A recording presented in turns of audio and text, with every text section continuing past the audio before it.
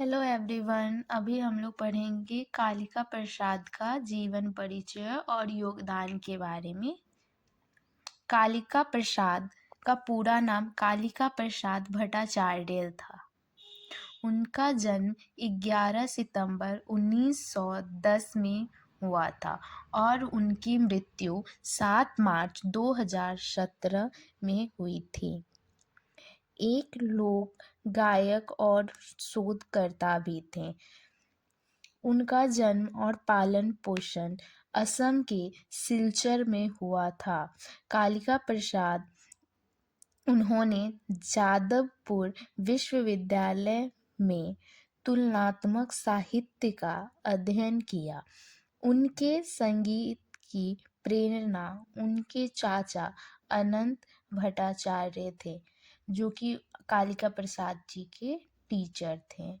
1999 में उन्होंने उत्तरी और पूर्वी बंगाल की लोक संगीत परंपरा को पुनर्जीवित करने के इरादे से बैंड दोहाड़ की सह-स्थापना की।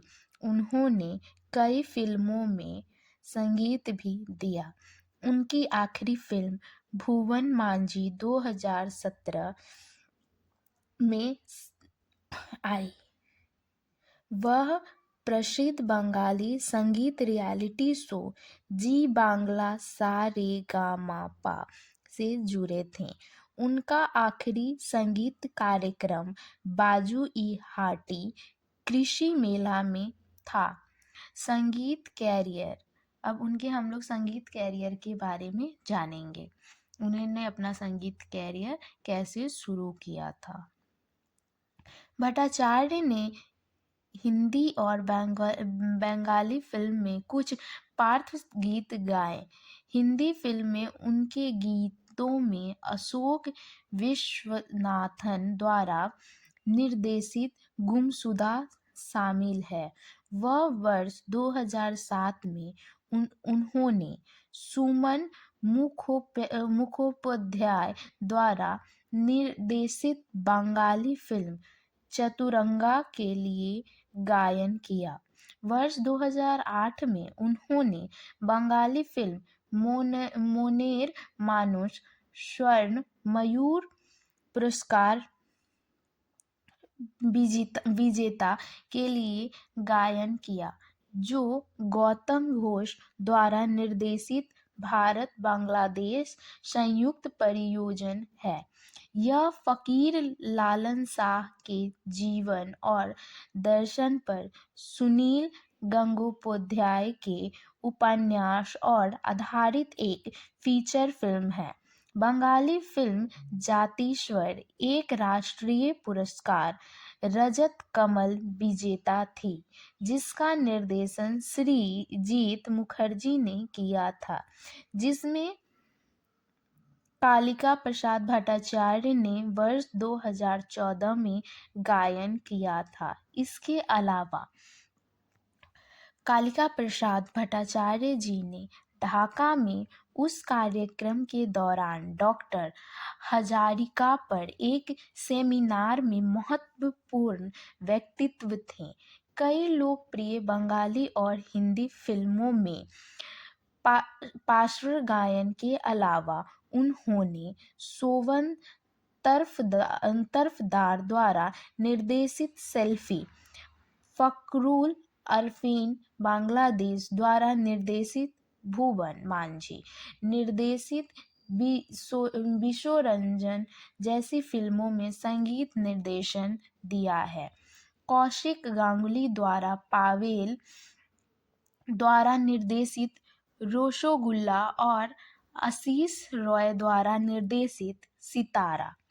अब हम लोग उनके लोक संगीत के प्रति समर्पण के बारे में जानेंगे। कालिका प्रसाद भट्टाचार्य ग्रामीण बांग्ला की आत्मा और हृदय के गीतों के प्रति पूर्ण तरह समर्पित थे।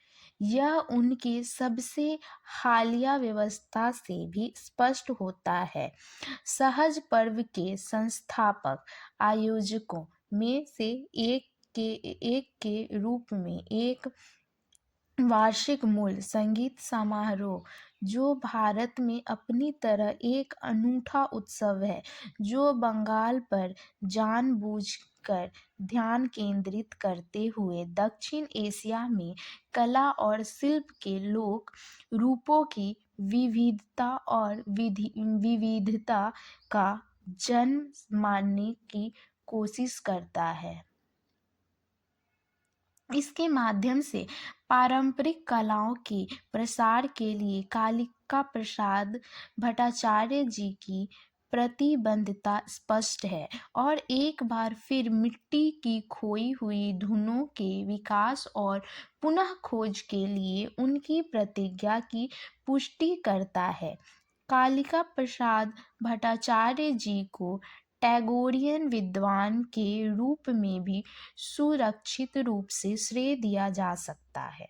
उनकी अजब कुदरती लालन फकीर के एक पहलू को टैगोर से जोड़ने वाली एक अद्वितीय नाटकीय प्रस्तुति भी है। यह नाटकीय शिल्प कौशल के बारे में उनके अद्वितीय अभिनव विचार को भी साबित करता है। टीवी चैनल जी बांग्ला से स्थापित किया कि कालिका प्रसाद भट्टाचार्य की प्रतिभा को केवल बंगालियों तक ही सीमित नहीं रखा जाना चाहिए, बल्कि पंजाबी लोकगीतों की तरह भाषा की बाधा को पार करते हुए लोगों तक भी पहुंचाया जाना चाहिए। उन्होंने सा रे गा मा प कार्यक्रम में बंगाली लोक संगीत को बढ़ावा दिए और दुनिया भर में प्रशंसा प्राप्त की। भूपेन हजारिका की मृत्यु के बाद बांग्लादेश सरकार ने उस्ताद को श्रद्धांजलि के प्रतीक के रूप में एक यादगार कार्यक्रम आयोजित किया, जहां कालिका प्रसाद भट्टाचार्य ने डॉक्टर हजारिका के अविस्मरणीय गीतों को प्रस्तुत करते हुए दोहर का नेतृत्व किया। कालिका प्रसाद भट्टाचार्य जी को 2013 में उनकी अद्वितीय रचना और संगीत उत्कृष्टता के लिए पश्चिम बंगाल सरकार से संगीत सम्मान पुरस्कार मिला। उन्होंने 2013 में गुवाहाटी के बाइक्रम समूह से उत्तर पूर्व का सांस्कृतिक जादूत पुरस्कार मिला।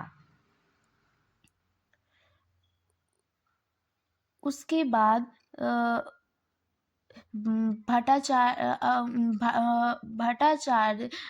कालिका प्रसाद भट्टाचार्य जी की मृत्यु 7 मार्च 2017 को हुगली जिले के गुरप गांव के पास एक सड़क दुर्घटना में 46 वर्ष की आयु में हुई थी। ये 2 पुरस्कार हैं जो कि एग्ज़ाम में बार बार पूछे जाते हैं, जैसे कि उन्हें कौन कौन पुरस्कार से सम्मानित किया गया था। तो एक है संगीत उत्कृष्टता के लिए पश्चिम बंगाल सरकार से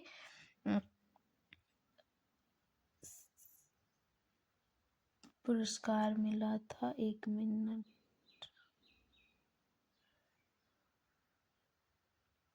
और दूसरा 2013 में गुवाहाटी के बाइक्रम समूह के उत्तर पूर्व का सांस्कृतिक राजदूत के लिए उनको पुरस्कार से सम्मानित किया गया था। उनकी मौत 7 मार्च 2017 को हुगली जिले में हुई थी और उनका जन्म हुआ था 11 सितंबर 1970 को।